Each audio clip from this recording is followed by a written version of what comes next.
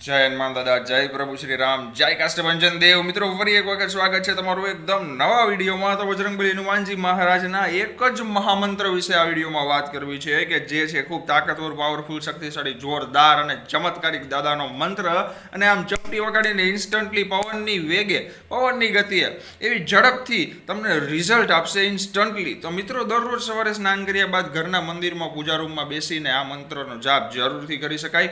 તો મિત્રો વિડીયો શરૂ કરીએ પહેલાં કહી દઉં, ગઈકાલે મેં જે વિડીયો મૂક્યો હતો હનુમાન ચાલીસાની સિદ્ધિ વિશે, કે 100 વખત વાંચવી જોઈએ અને થોડા થોડા નિયમ વિશે પણ વાત કરી હતી. મિત્રો મને ઇન્સ્ટાગ્રામમાં 3 થી 4 ભાઈઓના મેસેજ હતા કે કરણભાઈ તમે અમને ચિંતામાં, પ્રોબ્લેમમાં, ટેન્શનમાં નાખી દીધા, આવું કરાય. મેં કીધું શું થયું ભાઈ, એવું શું થયું? મેં તમને કીધું તો કે તમે 100 વખત હનુમાન ચાલીસા વાંચવાનું કીધું. અરે ભાઈ વાલા, એ 100 વખત વાંચવાનું નથી કીધું, તમે સિદ્ધિ પ્રાપ્ત કરવા માટે 21 દિવસ સુધી 100 વખત વાંચવાનું કીધું હતું. બાકી તમે એક વખત ખાલી હનુમાન ચાલીસા વાંચો ને દાદાની સાચા ભાવ સાથે, તો પણ એ દાદા સુધી પહોંચી જાય છે ભાઈ, બરોબર છે. પણ એક ભાવ સાચો, શ્રદ્ધા, વિશ્વાસ, ભરોસો, ખોટા કામ નહીં કરવાના, લોકોને દુઃખી કરવાનું નહીં, ખોટા કર્મ બધા મૂકી દેવાના, બસ. તો દાદાને એકવાર બોલો ને તોય પણ સાંભળી લે ભાઈ, બરોબર છે. તો મિત્રો અને એક બેનનો પણ કમેન્ટ હતી કે કરણભાઈ એવો કોઈ મંત્ર આપે કે જે બોલીને તરત કામ થઈ જાય. બેન, આ જેટલા વિડીયોમાં મેં જેટલા મંત્ર હજી સુધીમાં કીધા છે ને, યુટ્યુબના શોર્ટ વિડીયોમાં અથવા તો લોંગ વિડીયોઝમાં, એ બધા મંત્ર આમ ઇન્સ્ટન્ટલી જ કામ કરે એવા છે.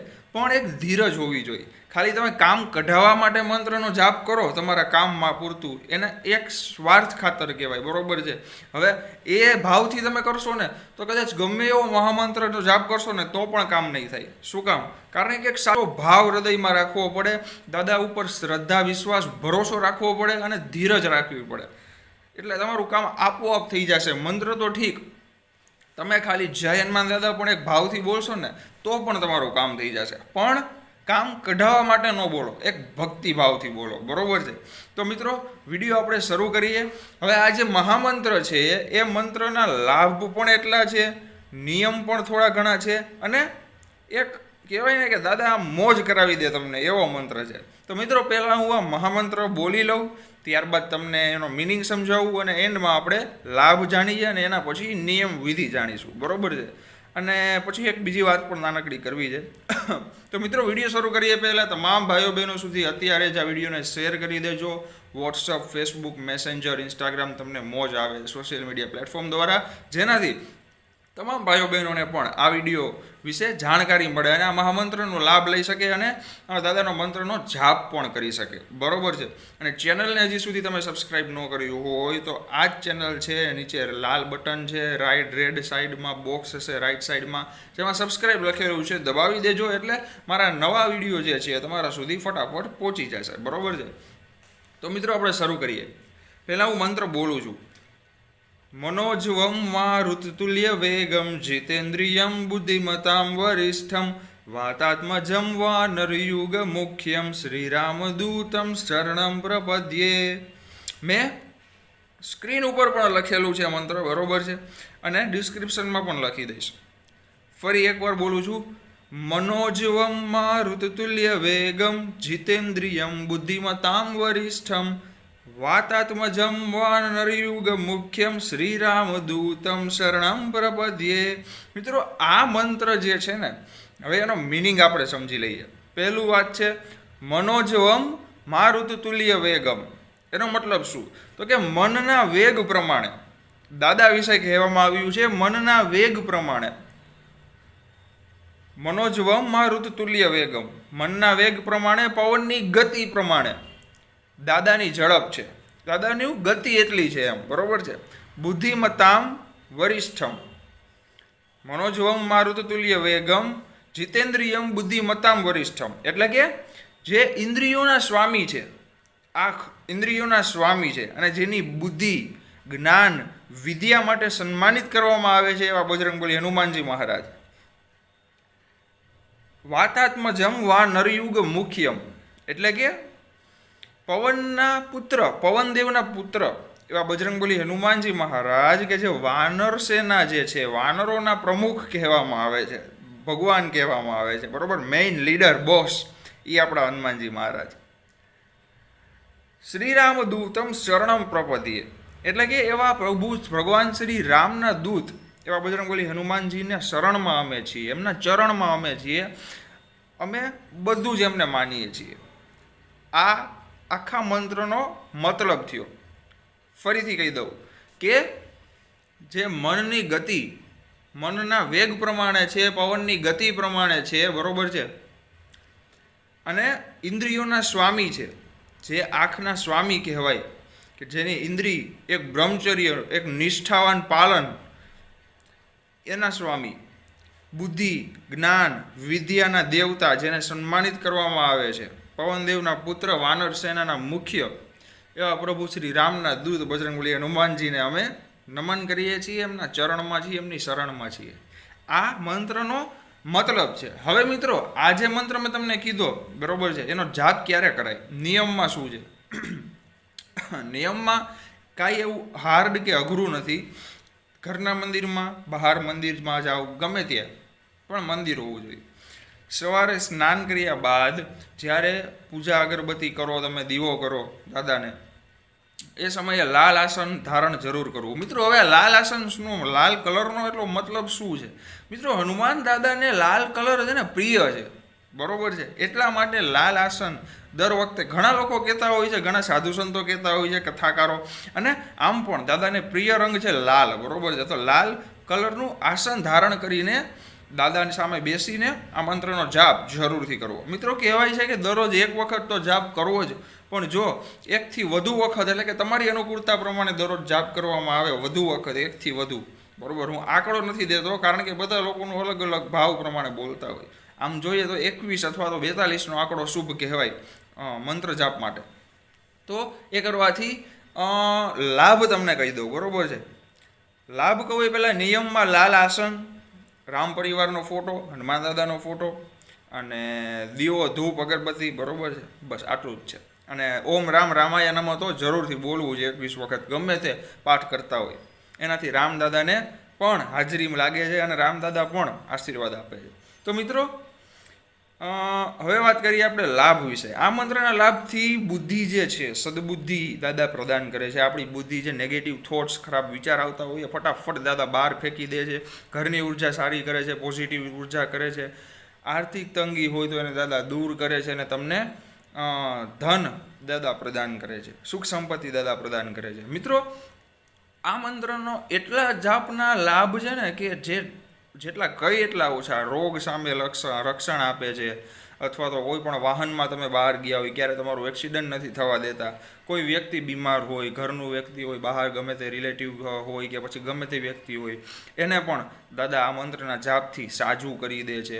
અને લાભ મિત્રો છે ને, ખાલી લાભ, આ બે અક્ષર છે, બે શબ્દ છે, પણ એની તાકાત શું છે ને, લાભ, એ લોકો હજી સમજી નથી શકતા. લાભ એટલે આપણે એમ કહીએ કે ફાયદો, ના, લાભનો મતલબ ફાયદો નહીં, પણ સમય જરૂર પડે કેમ કોઈ કામ આવે, આપણે કહીએ વાહ ભાઈ વાહ, બતાવ્યું તો કરી બતાવ્યું એમ, એટલે જરૂર પડે કામ આવે ને, એને લાભ કહેવાય મિત્રો. એટલા માટે જ માણસો લાભ શબ્દથી આકર્ષાય છે. તો લાભ ઢગલો જેટલા કઈ એટલા ઓછા છે દાદાના મંત્રમાં, બરોબર છે. રોગ સામે રક્ષણ આપે છે. નાના બાળકો માંદા પડતા હોય, એના કાને ખાલી તમે આ મંત્ર પહોંચાડી દો ને, તો પણ એનામાં એક પોઝિટિવ વાઇબ ને એક ઉર્જા, એક જોશ આવી જશે, આમ પાવર આવી જશે મિત્રો, ઊભા થઈને દોડવા માંડશે.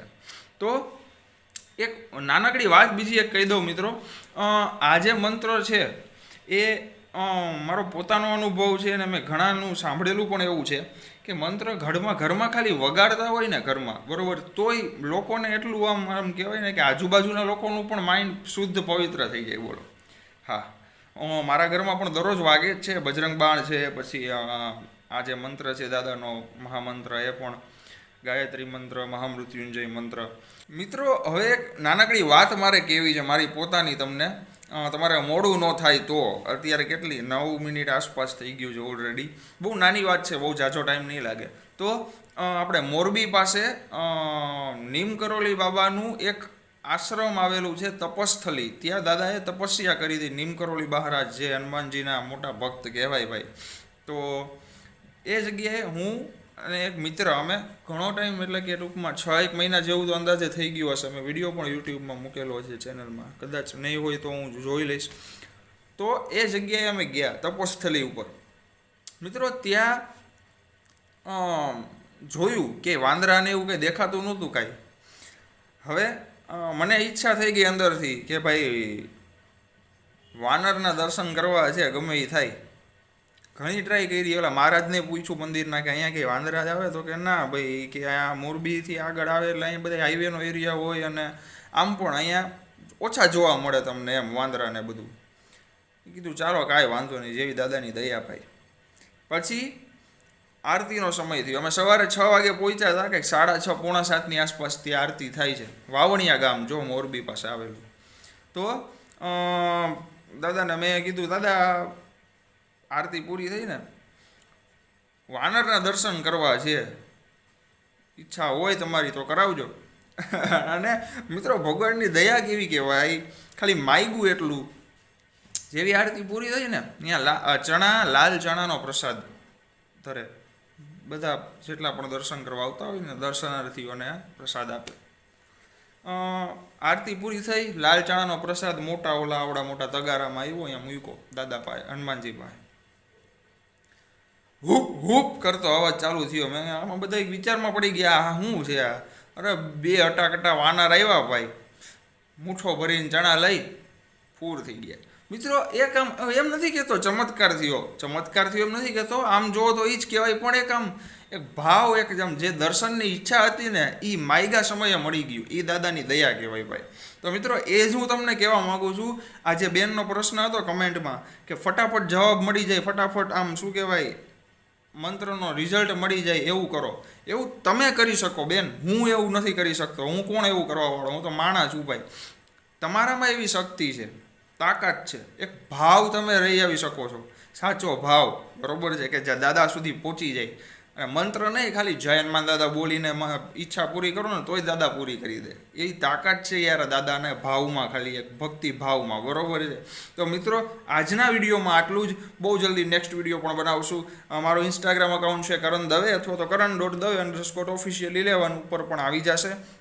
અને ફેસબુકમાં કરણ દવે છે, યુટ્યુબમાં તો તમને ખબર જ છે. બાકી બધા સોશિયલ મીડિયા પ્લેટફોર્મ મારા જે છે મેં મારી ચેનલમાં અબાઉટમાં આપેલા છે, તો જરૂરથી વિઝિટ કરજો. અને ચેનલને તમામ ભાઈઓ બહેનો સુધી આ વિડીયોને અત્યારે જ શેર કરવાનું ભૂલતા નહીં, કારણ કે આ મહામંત્રનો લાભ અને જાપનો મહિમા એ લોકો પણ જાણી શકે.